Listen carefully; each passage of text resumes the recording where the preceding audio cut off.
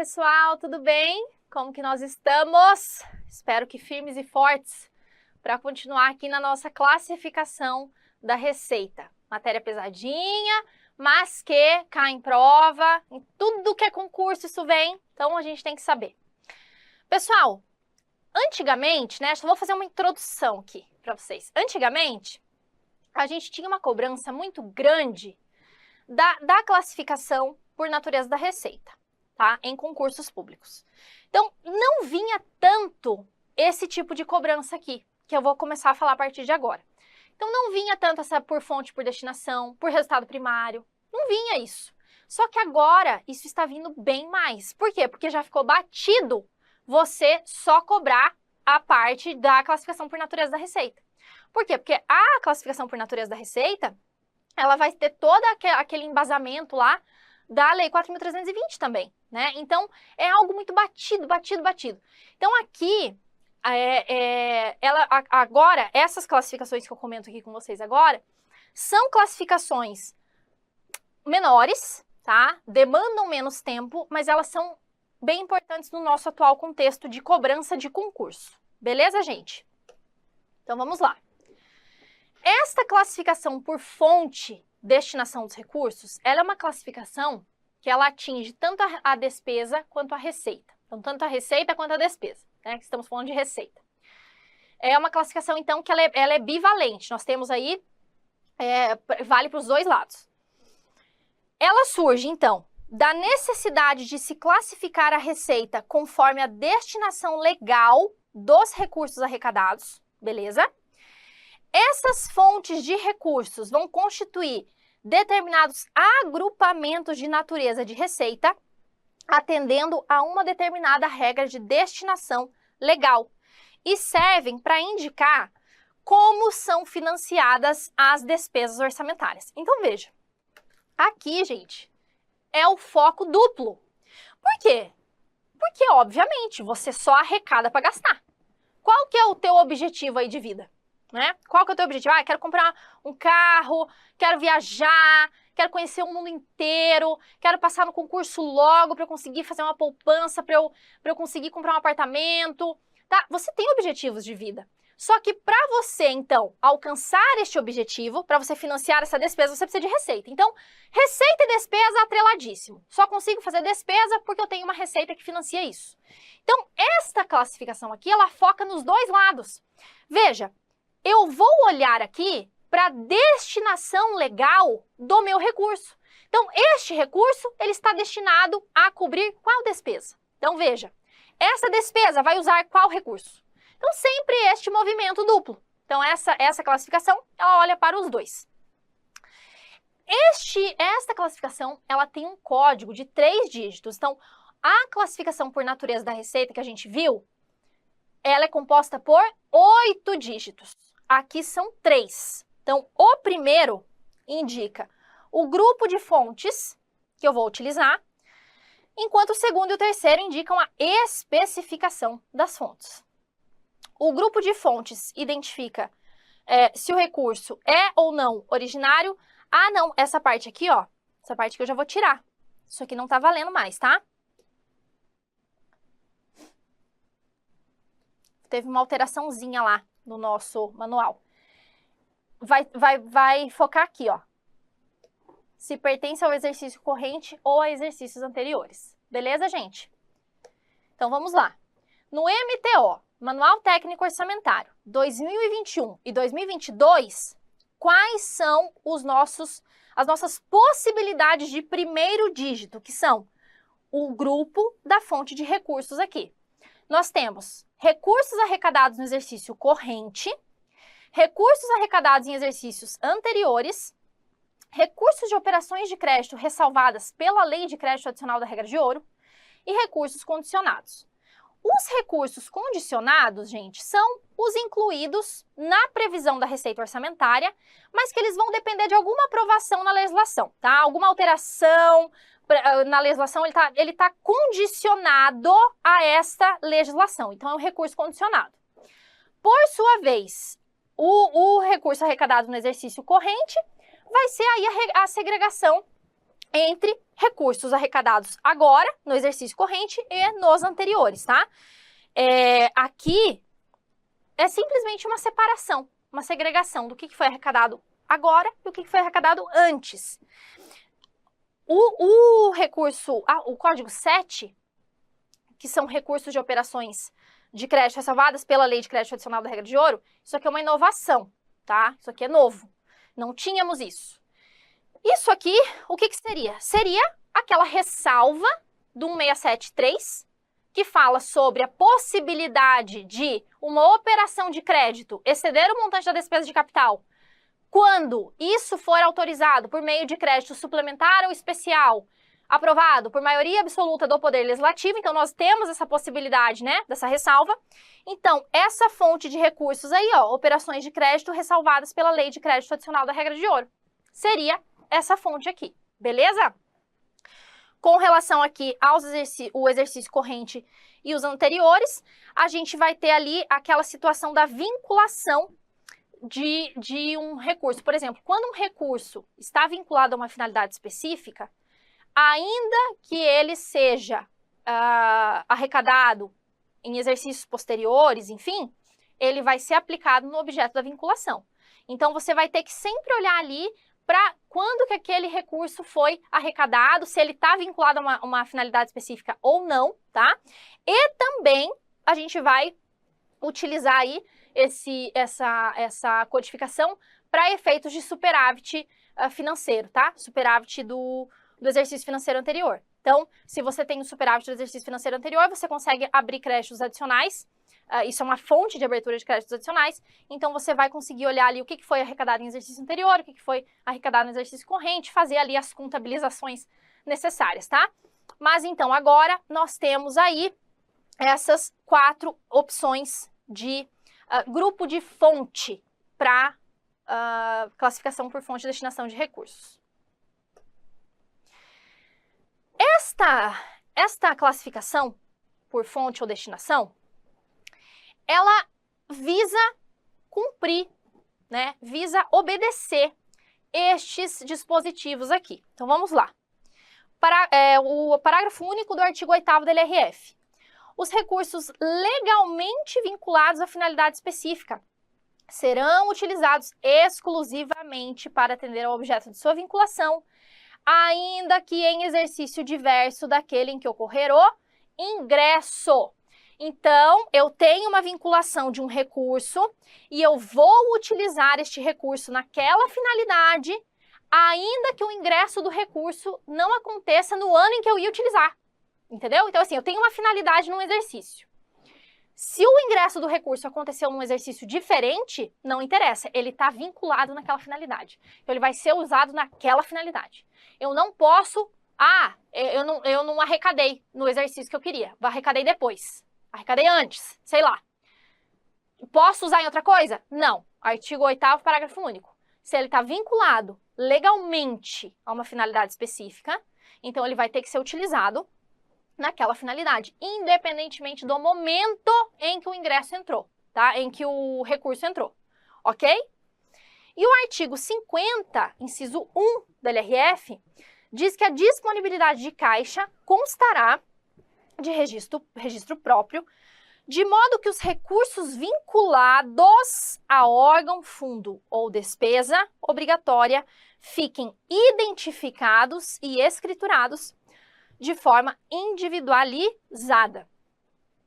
Então, veja, aqui, tanto o parágrafo único do 8º quanto o 50, inciso 1, eles dizem especificamente, eles mencionam expressamente a vinculação de um recurso a uma despesa, a um órgão, a uma finalidade. Então, aqui é um recurso vinculado, aqui é uma receita vinculada a uma finalidade específica. Falou para você que tem um recurso vinculado, né? Vai ter que ser identificado, escriturado de forma individualizada. E nós temos aí que estes 2 artigos aqui, eles são colocados em prática com esta classificação por fonte ou destinação dos recursos, ok? Ótimo. Então, aqui, passando para frente, destinação vinculada e não vinculada. Ainda estamos na classificação por fonte ou destinação. O recurso, então, ele pode ter uma destinação vinculada ou ele pode ter uma destinação não vinculada, que aí ele vai ser livre, tá? Então, vamos lá, bem tranquilo aqui.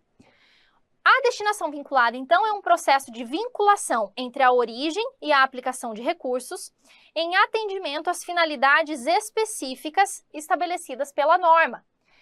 Há ainda ingressos de recursos em decorrência de convênios ou de contratos. Esses recursos também são vinculados, pois foram obtidos com finalidade específica. Então, veja, se eu fiz um empréstimo, se eu fiz um financiamento, isso está vinculado a um objetivo específico. Então, esse recurso ele vai ter que entrar e vai ter que ser utilizado no objeto daquele empréstimo, daquele financiamento. Tudo que eu tenho ali de recurso vinculado só pode ser utilizado na finalidade específica.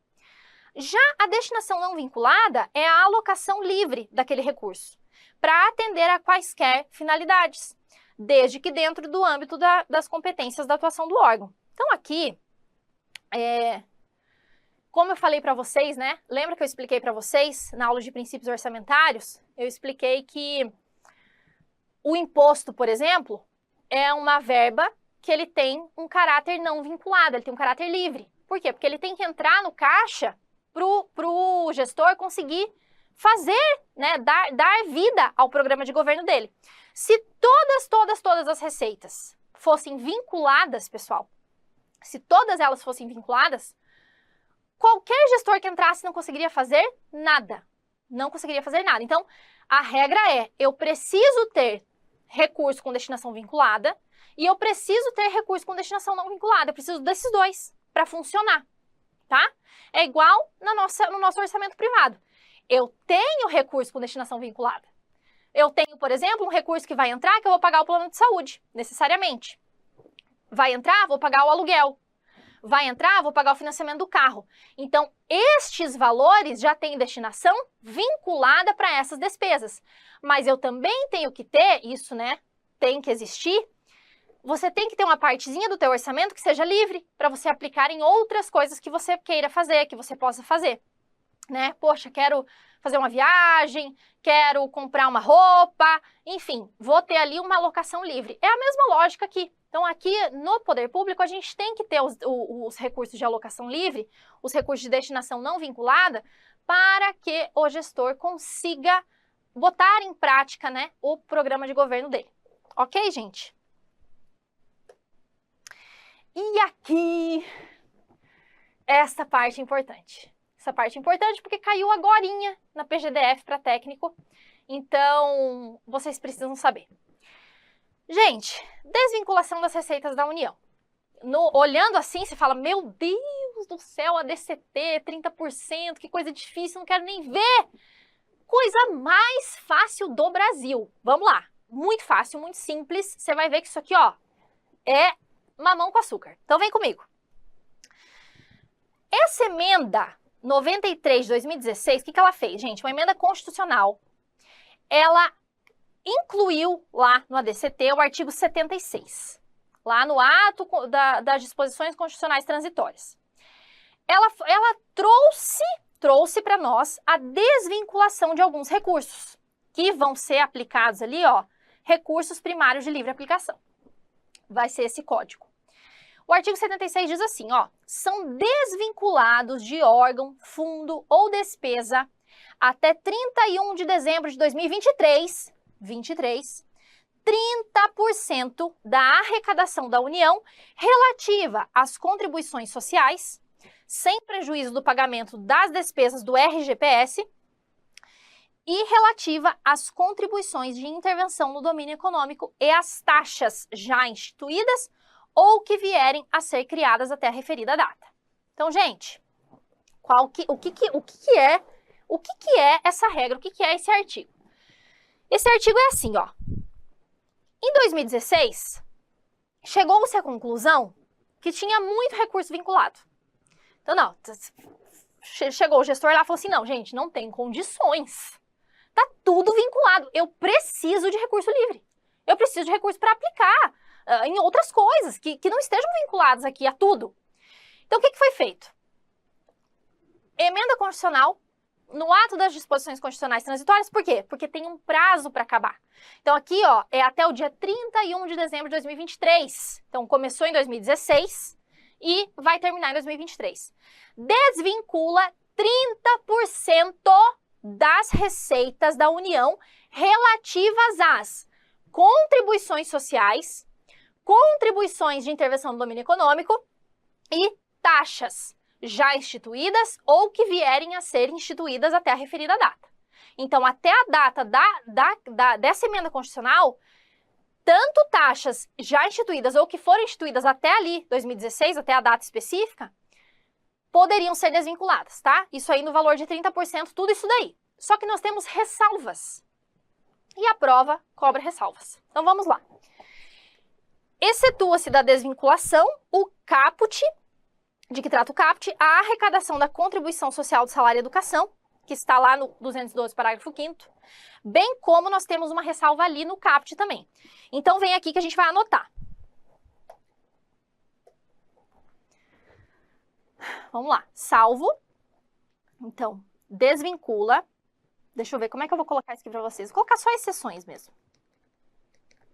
Exceções. Você vai colocar assim, ó. Contribuição social do empregador e do empregado, com as contribuições ali patronais e do empregado, tá? Para os regimes geral e próprio, então aqui, RGPS mais RPPS, então, para os regimes geral e próprio do servidor público, bem como a contribuição do salário educação. Se bem que eu não vou pôr o RPPS aqui não, porque aqui só está mencionando o RGPS, né? Isso, vamos deixar só o RGPS aqui. E 2. Contribuição social do salário educação. O que quer dizer, então, que isso aqui é exceção? Isso aqui quer dizer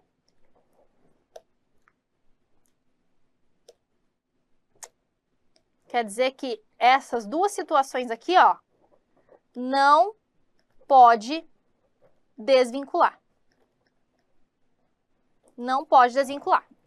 Necessariamente, falou em desvinculação de receita da União, te trouxe um contexto de contribuição social do regime geral da Previdência, pessoal, do patronal, do empregador ou do empregado, falou para você da contribuição social do salário e educação, vou poder desvincular na regra geral da desvinculação da receita da União? Não vou poder, não posso. Proibido porque é ressalva da desvinculação, tá? É ressalva. O que caiu na prova? Caiu na prova a contribuição do salário e educação, na PGDF. Que essa contribuição social do salário e educação poderia ser desvinculada. Pelo que eu me lembro era isso. Ou era não poderia ou poderia, agora eu não vou lembrar o texto. Mas dizendo, fazendo a relação com a desvinculação, tá? Cobrou, entrou no MTO, pegou a exceção da desvinculação. Então, assim, achei ali uma questão bastante pesada para efeitos, para um cargo de técnico, tá? Eu acho que não seria ali uma questão para técnico, mas é o que a gente tem aí, né, gente, de cobrança. Então, você veja, esses poucos recursos livres disponíveis fazem com que, em 2016, a gente tenha essa regra de desvincular. Desvincula 30% porque eu preciso resolver aqui, gente. Eu preciso botar meu plano em prática. Eu preciso aplicar em políticas públicas discricionárias aqui, em políticas que eu quero fazer. Então, essa que é a lógica dessa desvinculação.